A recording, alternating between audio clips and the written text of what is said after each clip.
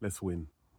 Often when I'm talking to a man or a woman about their relationship, the mother and father often comes up. It's a reoccurring theme, and it's an occurring theme that's come up in some of my own relationships, and that's okay because as we live, we learn,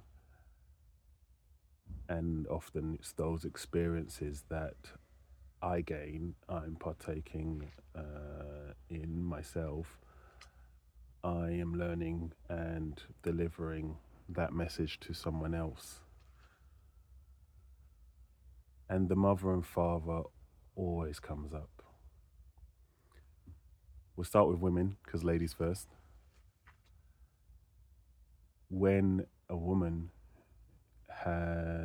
feels unsafe, feels unprotected, feels ungrounded, they will look for their father's energy, either in you or they will wish in front of you as a man for that father energy.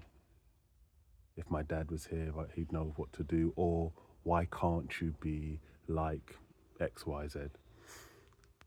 And to a man, that can be very emasculating, because what you're doing is you're denying him the responsibility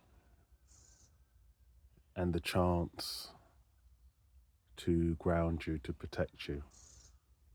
Perhaps he doesn't know how to do it, but you're not allowing him the opportunity to do it. And social convention might say that, oh, he should just know, but he will not know because he will not know the opportunity when it comes up. He will not recognize it, especially if he's been without a father in his life as well, or hasn't had that father role in his life.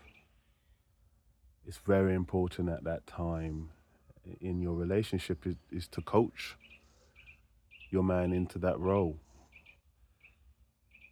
impress upon him what you need, and then allow him to find his own way to comfort you in that way, because he can't replace your father if you've had a good one or if you've had a good father role model.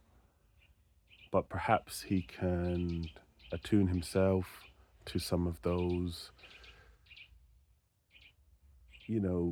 some of those abilities, some of those attributes that would help you. And that's really, the quickest way for uh, the ladies out there to understand how men think. You saying you didn't do that right, I expected this, or you didn't do that right.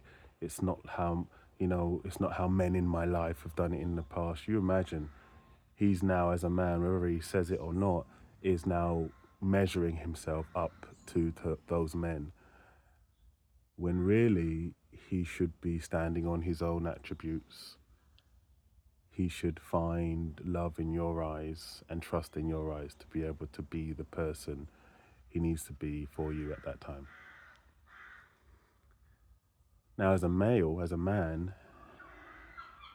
you might find a man expecting certain things from you, expecting love, understanding, trust, comfort, much the same as a good mother or good female role model has been to him. And as a man, you have to make sure you don't do that. You don't say that, oh, well, that's not how, women, I would expect a woman to be, or that's not how my mum used to do it, or that's not, or just even having that feeling, dropping that sort of passive, aggressive sort of feeling, pressing out upon your woman that this is the role you should have, just like my mother, or just like the other women in my life who I've trusted, who I've loved, who've helped me and comforted me.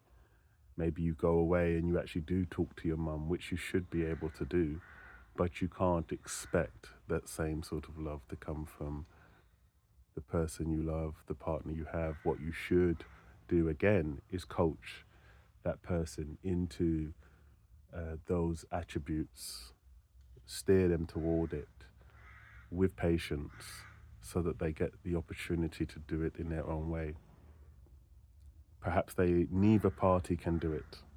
Perhaps neither party can be that person. Well, then you have to find, male or female, you have to find those attributes in yourself.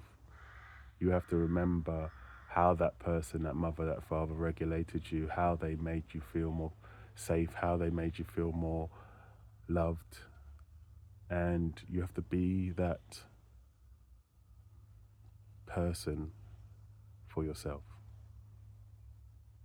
But in all things being equal and in an ideal world, it would be good if we could support our partners into that role and trust and allow them to fill it in the best way they can. It might not be the exact way, but in the best way they can.